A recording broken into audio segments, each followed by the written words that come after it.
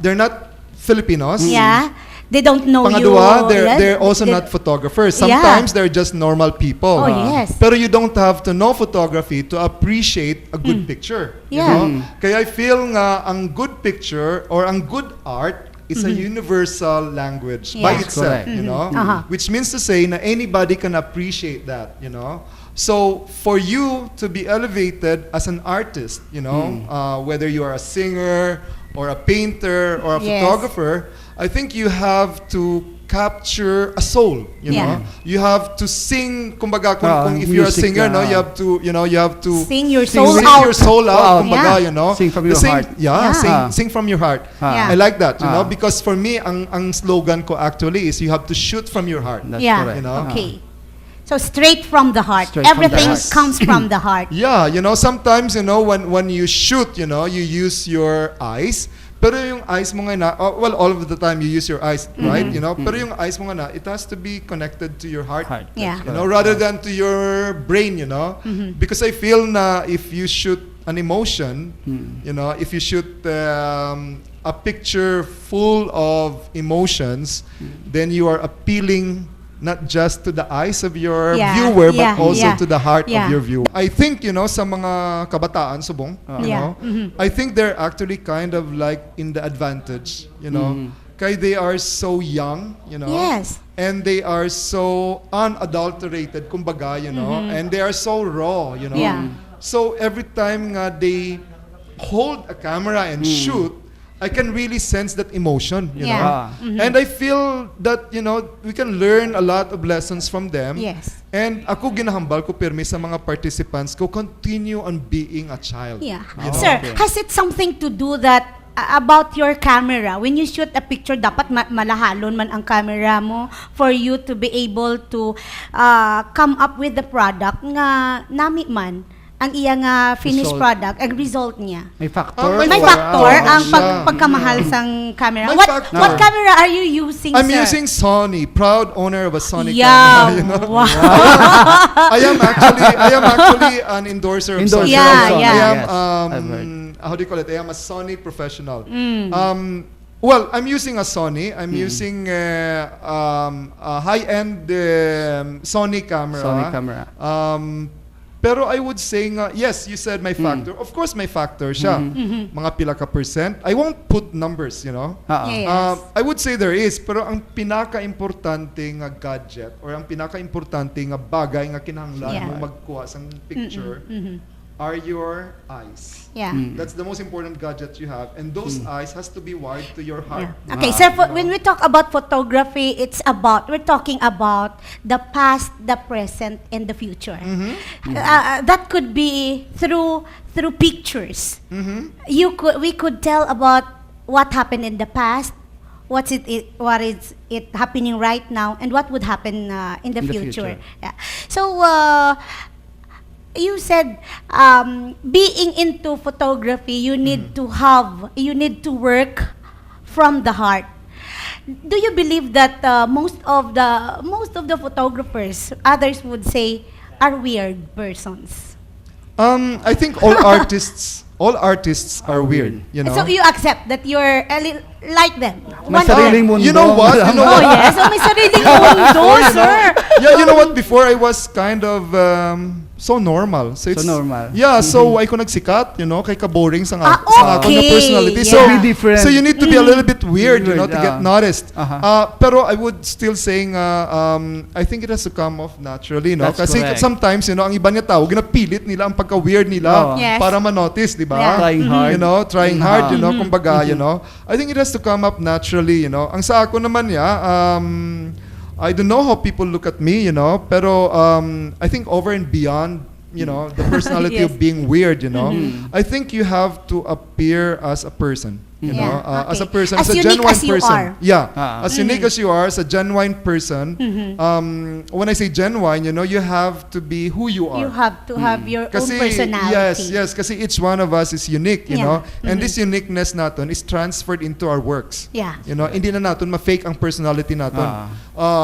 You know, sometimes, you know, I have participants nga medyo boring ang personality nila, Yeah. ang pictures nila medyo boring man, you know.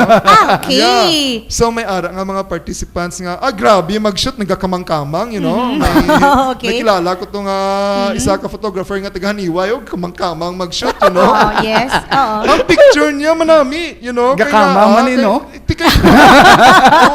Nag-iisa ang results ang angle niya, you know. So I think you know, you have to stand out in a way. You have to be your own person, but you have to stand out, you know. Yeah. You have to be To be different, you know. noticed. You have to be different, you know, but you should not, you know, you should not make an effort to be different, you know. You have to know what is unique in you Yeah. and highlight that. Okay. Sir Manny, ang mga works mo subong, nakita na mo nga katahom gidyan, no? May soul dira, nang is it the result of your background? Din ang ginahugutan. Kadamo gid kasi when I grew up, you know, I grew up in Lambunao. It's so picturesque, you know. Yeah. I love colors. It's showing in my Yeah. pictures, you know. When I started to take photos, people are saying like, "Oh, basta Librodo na makulay, you know." Yeah. So I love colors a lot. I love to show very raw and you know, very raw emotions from kids, you know, because it's basically what my childhood was, you know. It's like a big neighborhood of kids, you know, Yeah. playing every afternoon, you know. I also grew up with parents who are so particular about, you know, doing well in school, you know. So it shows in my work na sometimes I show how hardworking people are, you know.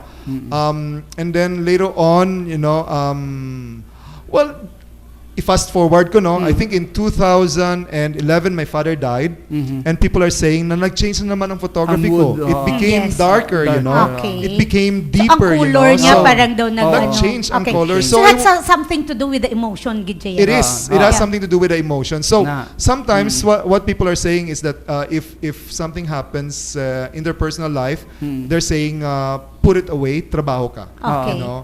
I think But you as a cannot, photographer, you know, You're you should not. affected. You know, Yeah. I think you should carry that with you Yeah. and let it be part of your work. You Yeah. know? Okay. But of course, it's totally different if you are a wedding photographer. Yes. Let's say namatyan ka, tapos Napairan you're ka shooting na. a wedding, di ba? Of course, Yes, that's that's far different. Yeah, that's an Okay. exception, you know, That's because you correct. need to be happy, you know. So sometimes you need to put up a face rin, you know. Ang kinanglan gali ga-smile ka para mag-smile man ang Yeah. subject ko, you know. So it goes also to my next point nga as a photographer, and if you want to be a successful photographer, you have to be very, very flexible.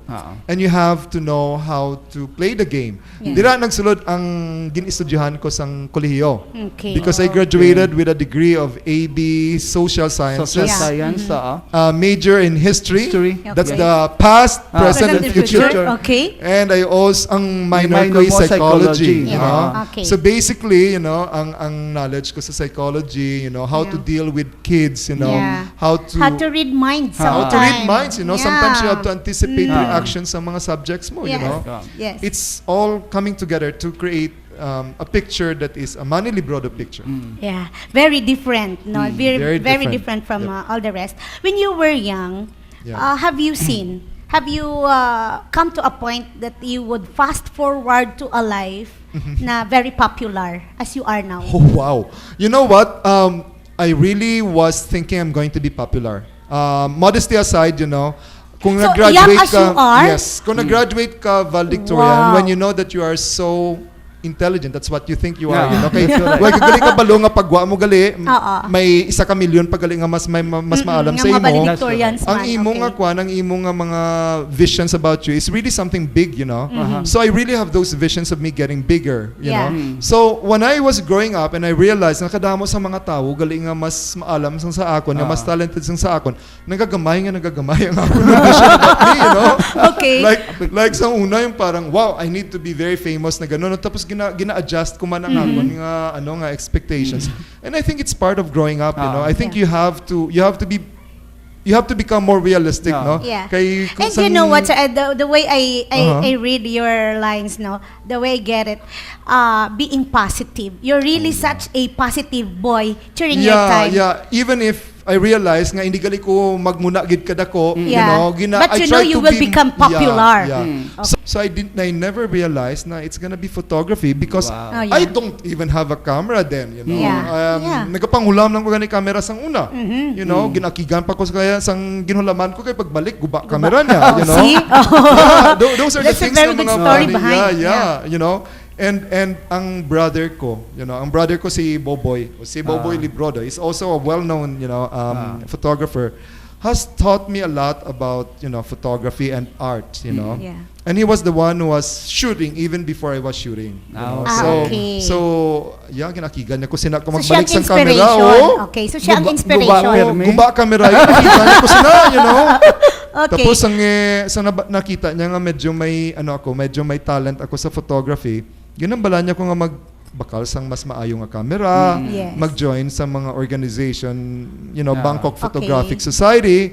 And I was very skeptical kasi, you know, I know na nakita ko ang mga pictures sa mga members kanami, you know. Yes. Yes. But ang kanami sang ilang mga pictures, it's manami technically. So without any competitions pa, sang wala pa ikaw Sir Manny nag-join sa mga competitions. What was the first picture nga sa imo lang, personal mo nga nagustuhan mo gid nga ginkuha mo? What was that picture all about? Ang turn ang anong tawag sila ang turning point sa photography ko, no, was when I still have a point and shoot camera. I still had that point and shoot, no. Okay. Ang point and shoot ng camera is so simple, hindi mo ma-zoom, hindi mo Oh, yes. I went to Boracay, you know. And then may na-meet ko dito nga bata nga 5-year-old. Gin-shoot ko ang bata and the picture became very famous. Kaya I'm sharing my work online na sa mo nga chimpo, no? Okay. The picture became really famous. Kaya kanami isang mata, kanami isang catchlight sa mata, kanami isang emotion, you know? Okay. And then when I posted it, I Anong got bata so siya? Is many... he Pinoy man? Ang bata? Pinoy, you know. Oh, wow. It's so interesting because Wow. the name of the girl is Lordely. Okay, wow. And kanami isang kay may story na kami nga duha kay that picture of her became so famous online. Sang 2 years later, ginbalikan ko siya. Wow. Ginbalikan ko siya and she was that time 7-year-old na. Ginshoot ko siya liwan. And ang picture nga ginshoot ko sa iya naging one of the pictures, I think naging covers ng UNICEF nga calendar. Wow. You know? Meaning there's really something in Yeah, her also aside from yes. the fact nga nami na ang Boracay, the Yeah. setting, the place. There's something in that Kag kid. nga ginbalikan ko siya. Ginbalikan ko siya because I feel nga I owe it to her, you Yeah, know. you become I feel famous nga, because of yeah, her. yeah. Ang drive ko sa photography became stronger because of her, because of that beautiful picture. Yeah. Interesting thing is, ako kasi pag may mga manami, akong mga picture, pag may mga significant nga mga tao sa photography ko, ginabalikan ko, gina siya, no? To pay homage to them. Yeah. Ang interesting thing is, ining bata ngayon found me in Facebook Oh my God. last week. Wow. Wow. Grabe. And then she sent me a picture and picture of her subong. How old is she? Subong. First year college. Wow. and then she sent me a picture and then she asked me, "Do you still know me?" And then I was looking at her. All the time I was calling her Lorely. Okay. Pero ang pangalan niya subong, ang pangalan niya ginyato is Lordely. I didn't know pala nga Lordely pala ang ngalan niya, you know. So, ang ngalan niya dito, gintanaw ko Lordely. It doesn't sound, you know, it doesn't ring a bell. Pero ka-familiar sang itsura. Sining ko, I think I've shot you before. Yeah. Sining niya, I was the girl in Boracay. Wow. You know, it's so significant. So, I would like to shoot her again. I was joining competitions and they have weekly themes, you know. And the theme during that week was texture. Okay. And you have to shoot it within that week, you know. So, ang goal ko is to find a face na full of texture. Wow. I was Wrinkled. in the, yes, wrinkled, yeah. Yeah. Wrinkled. And I was in Iloilo at that time, you know.